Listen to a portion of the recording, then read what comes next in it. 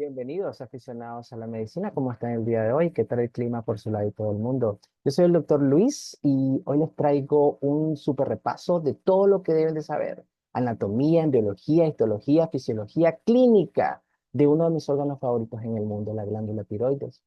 Este video se lo dedico a dos grandes amigas, la licenciada Marta Urbina y la licenciada Marta Solano. Lo prometido es deuda. Por supuesto, si les gusta este tipo de contenido, regálenme un like, regálenme un me gusta, suscríbanse, dejen un comentario.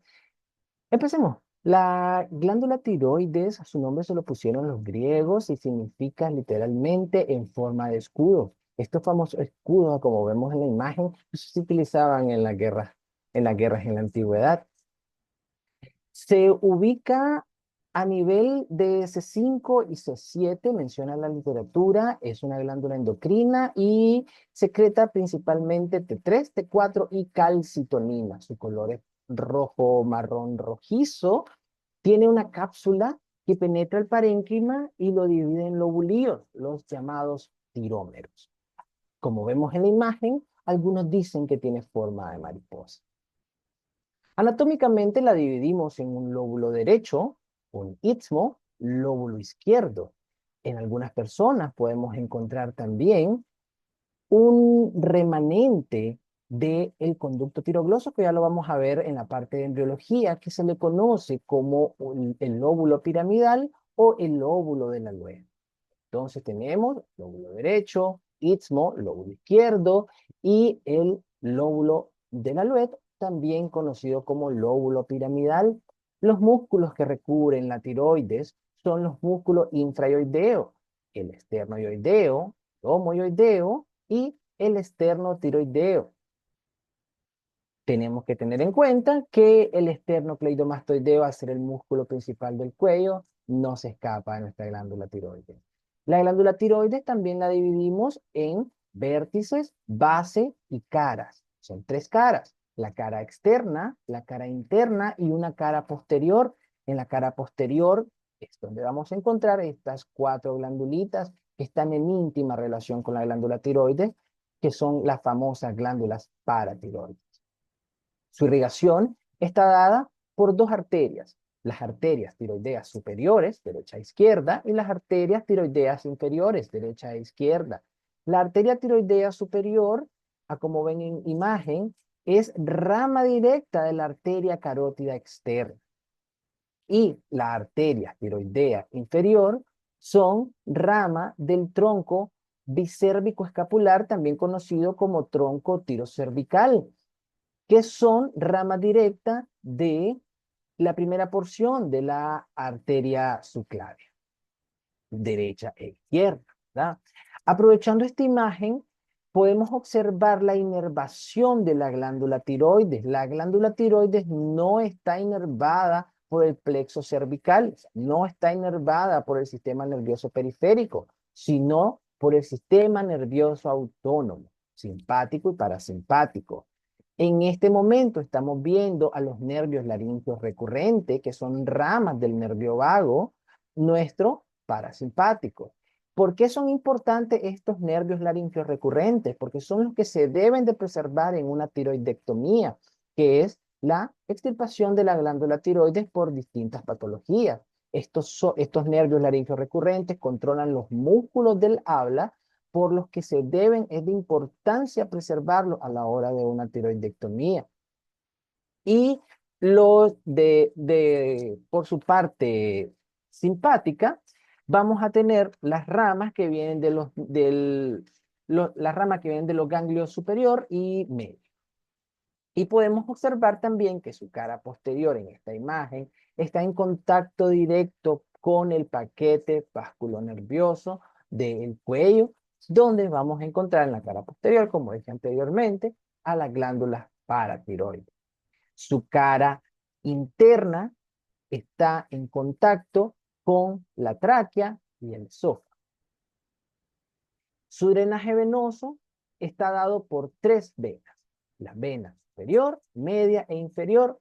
La superior, la vena tiroidea superior y la vena tiroidea media son ramas directas de la vena yugular interna. Y la vena tiroidea inferior son ramas directas de la vena brachiocefálica.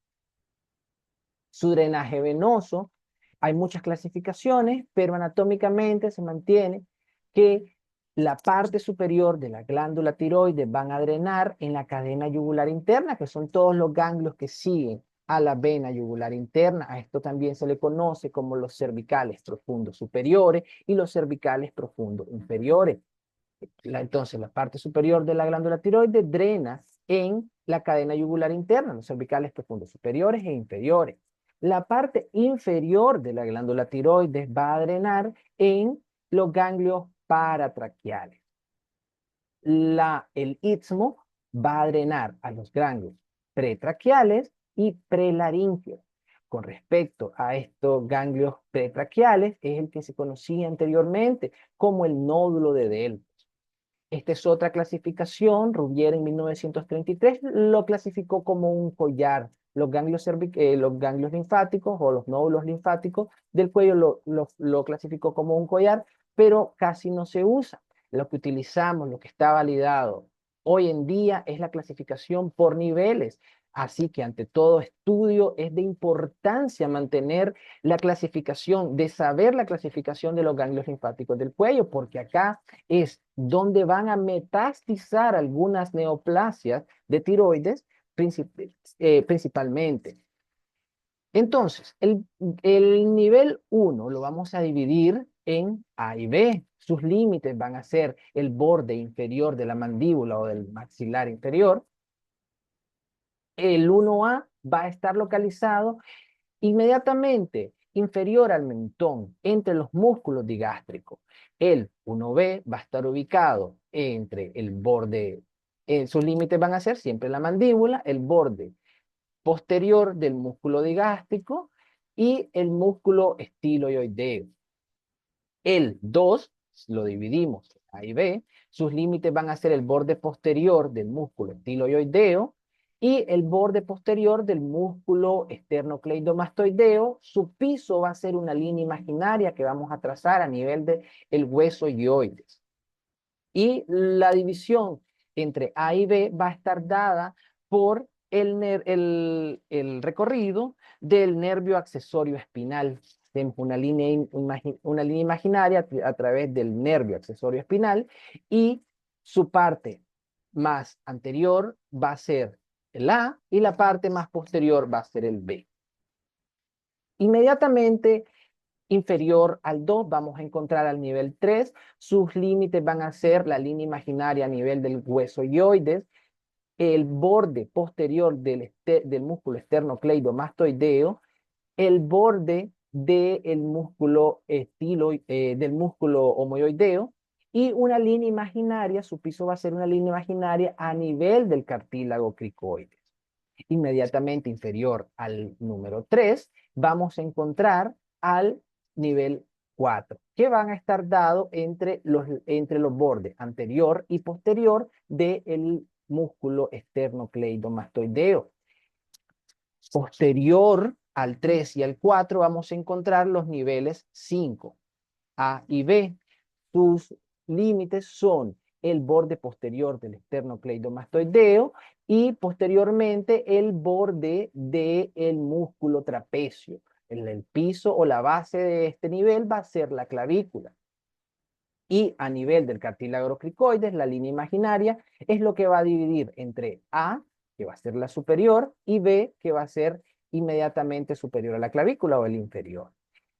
El 6 es un grupo de ganglios que se encuentran a nivel central.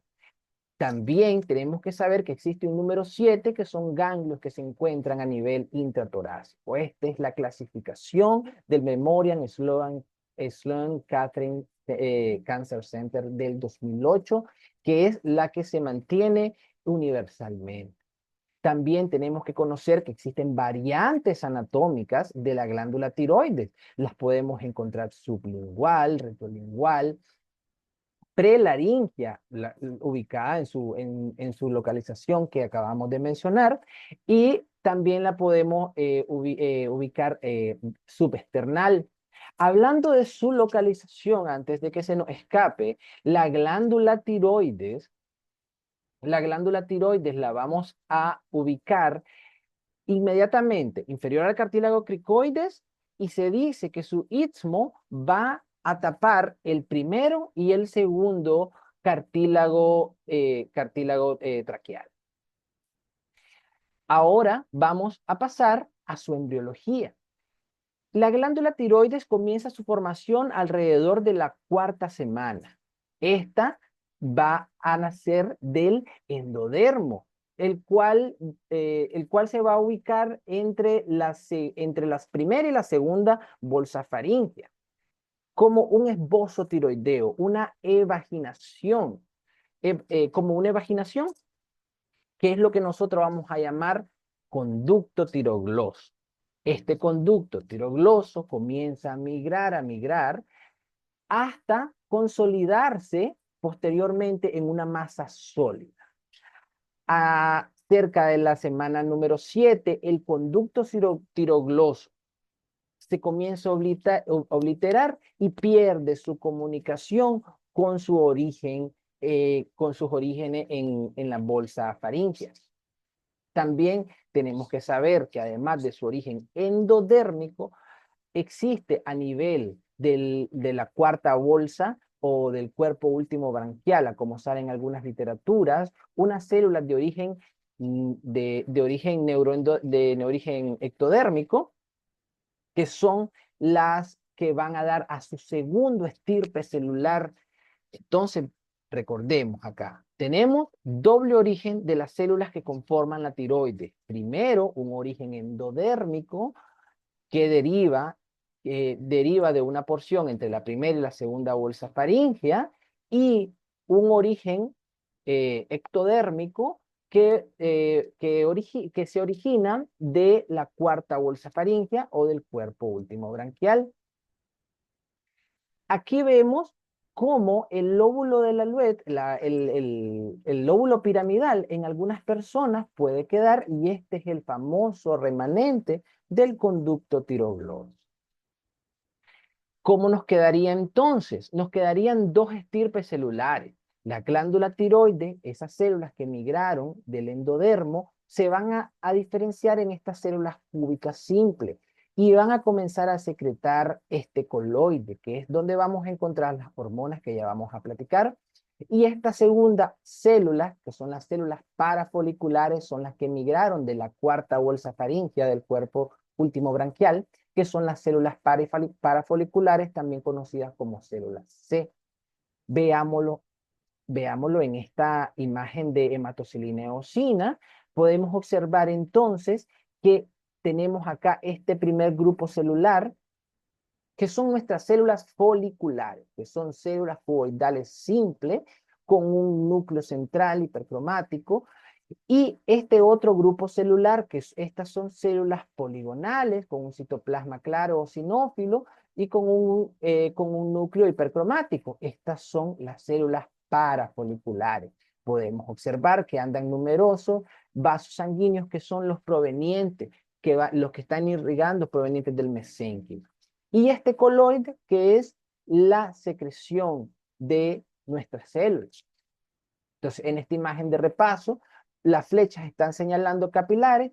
¿Qué observamos entonces? Células cuboidales simples, en el centro un coloide. Entonces, estas son nuestras células foliculares, y por acá un grupo de células más poligonales que no se conforman en folículos. Estas son nuestras células T o células parafoliculares, en esta tinción con hematocilina eosina. En esta tinción especial para calcitonina, podemos observar las células C o nuestras células parafoliculares. Esta es una hiperplasia de células C. Esta es una tinción especial donde podemos observar nuestras células foliculares y en el centro un coloide, y estas células que tiñeron de un color más marrón son nuestras células parafoliculares. En esta fotomicrografía electrónica podemos observar en la parte más inferior es un capilar, y la parte más superior es el coloide. En el centro podemos observar nuestra célula folicular, que observamos que tiene microvellosidades y tiene un retículo endoplásmico rugoso, tiene unos organelos bastante prominentes por su actividad metabólica bastante aumentada. La actividad metabólica, caemos a la fisiología de la glándula tiroides. Entonces, cuando no tenemos hormonas tiroideas en sangre, entonces desde el hipotálamo se recibe una señal, de aquí los signos de negativo significan que no hay hormonas tiroideas en sangre, no tenemos hormonas tiroideas. Entonces, esta falta de hormonas tiroideas se interpreta como una señal en la hipófisis y en el hipotálamo de que necesitamos producir hormonas tiroideas. Entonces, el hipotálamo secreta TRH, que es Tyrotropin Release Hormone, por su nombre en inglés, TRH, que es la hormona liberadora de tirotropina. Esta va a ir a la hipófisis para que la hipófisis secrete la TSH, la Thyroid Stimulating Hormone, por su nombre en inglés, la hormona tiroestimulante. Esta TSH es la que va a viajar hasta la glándula tiroides para que la glándula tiroides ahora comience su producción de T3 y de T4, que son nuestras hormonas activas, que ahora es, que es lo que vamos a estudiar en este momento. Fíjense acá cómo está el detalle entonces. A esto se le conoce como un feedback, una retroalimentación. Entonces, la glándula tiroides ya comenzó su producción de hormona T3 y T4, entonces en el sistema circulatorio ya tenemos hormonas. Entonces, al haber hormonas tiroideas en el sistema circulatorio, esto se interpreta como que hay hormonas tiroideas y la hipófisis inhibe su producción de TSH. Ya no queremos más TSH porque ya no queremos más T3 y T4 en sangre porque hay suficiente. Y también inhibe la producción en el hipotálamo de TRH. Entonces ya no hay TRH, ya no hay TSH porque hay suficientes hormonas tiroideas en sangre, por lo que la TSH y la TRH cesaron su producción. Caso contrario, si no tenemos hormonas tiroideas en sangre, entonces la TSH está alterada y la TRH también van a estar elevadas porque es un intento de que la TSH llegue a la glándula tiroides para que comience su producción. A esto se le conoce como feedback. ¿Qué hace ahora la TSH? La TSH ya viajó hasta la glándula tiroides. En la glándula tiroides, la TSH activa, primeramente, activa un montón de mecanismos, pero lo que tenemos que mantener es esto. El simportador sodio-yodo. Este se activa, toma el yodo que está en la circulación y entra una molécula de yodo y una molécula de sodio al citoplasma de la célula y este yodo pasó y por otro transportador, en este caso de yodo y cloro, que también conocido como pendrina, este pasa hasta el coloide. Al mismo tiempo, en el aparato de Golgi, en el retículo endoplásmico, se están generando otras sustancias. La importante de ella es la tiroglobulina. Entonces, en el aparato de Golgi comienza a producir la tiroglobulina y esta pasa al coloide. En el coloide, la tiroglobulina se une con el yodo que acaba de entrar para formar diyodotironina, monoyodotironina, tetrayodotironina, triyodotironina, T1, T2, T3 y T4.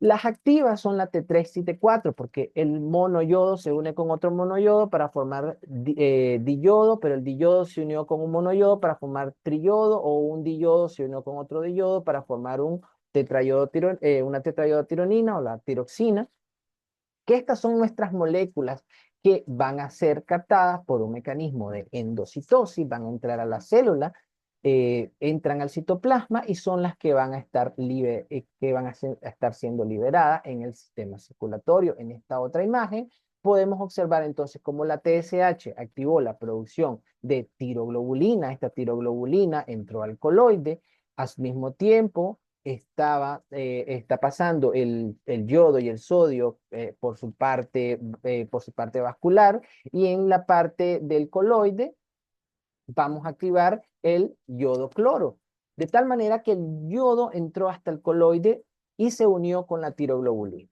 Entonces, vamos a comprender que si se une 3 yodos a la tiroglobulina, triiodotironina. Si se unen 4 yodos a la tiroglobulina, esto va a ser tetrayodotironina, también conocido como tiroxina. La monoyodo y la diyodo normalmente se unen hasta formar T3 y T4. Ahora, ¿qué hacen estas hormonas en nuestro cuerpo? Estas hormonas son maravillosas, controlan un montón de mecanismos, empezando por el tono muscular, están presentes en el metabolismo de los carbohidratos y de los lípidos, controlan la motilidad gástrica, controlan el ritmo cardíaco, participan en un montón de mecanismos en el sistema nervioso, en la compliance pulmonar, los ciclos hormonales femeninos, participan en el funcionamiento renal, que para el funcionamiento de las hormonas tiroideas tenemos una clase enterita, pero en general esto es lo que las hormonas hacen. Son unas hormonas metabólicamente activas. Clínicamente, la alteración de estas dos hormonas, vamos a poner los dos casos más clásicos, que son el hipertiroidismo y el hipotiroidismo. El hipertiroidismo, que es, su nombre lo dice, es un aumento de las glándulas tiroides, perdón, de las hormonas tiroideas. Entonces vamos a tener un aumento de la T3 y T4 de las hormonas tiroideas en sangre. Son personas que tienen un metabolismo muy rápido, está acelerado. Y la TSH va a estar disminuida. ¿Por qué? Porque al haber gran producción de T3, gran cantidad de T3 y T4 en sangre, la hipófisis entiende de que hay hormonas tiroideas que no es necesario secretar TSH. Entonces, en los exámenes de laboratorio, ¿cómo vamos a ver esto? Vamos a ver como T3 y T4 alteradas en sangre y TSH disminuida. Esto es hipertiroidismo. Entonces, estas personas, como clínicamente, ¿cómo se van a manifestar? Con un metabolismo acelerado, como dije anteriormente. Tienen disminución del peso, son personas que tienen nerviosismo, agitación, porque las hormonas tiroideas son metabólicamente activas. Tienen exostalmo, intolerancia al calor. En algunas personas puede haber boce. El hipotiroidismo es su contraparte. El hipotiroidismo es cuando no tenemos hormonas tiroideas a nivel sanguíneo, no están haciendo su función. Entonces, ¿cómo lo vamos a ver en los exámenes de laboratorio? Entonces, tomamos una muestra de sangre, las hormonas tiroideas van a estar disminuidas. La TSH va a estar aumentada. ¿Por qué? Porque la TSH va a estar produciéndose y en un intento de que la glándula tiroides produzca hormonas tiroideas. Por supuesto, estos son temas que los vamos a ir analizando con más detalle en unos próximos videos. Pero clínicamente el hipotiroidismo lo vamos a ver entonces como un metabolismo lento. Personas que tienen un aumento de peso, tienen debilidad, macroglosia, intolerancia al frío y tienen estreñimiento. Compañeros, este ha sido el super repaso de glándula tiroides. Espero les haya gustado.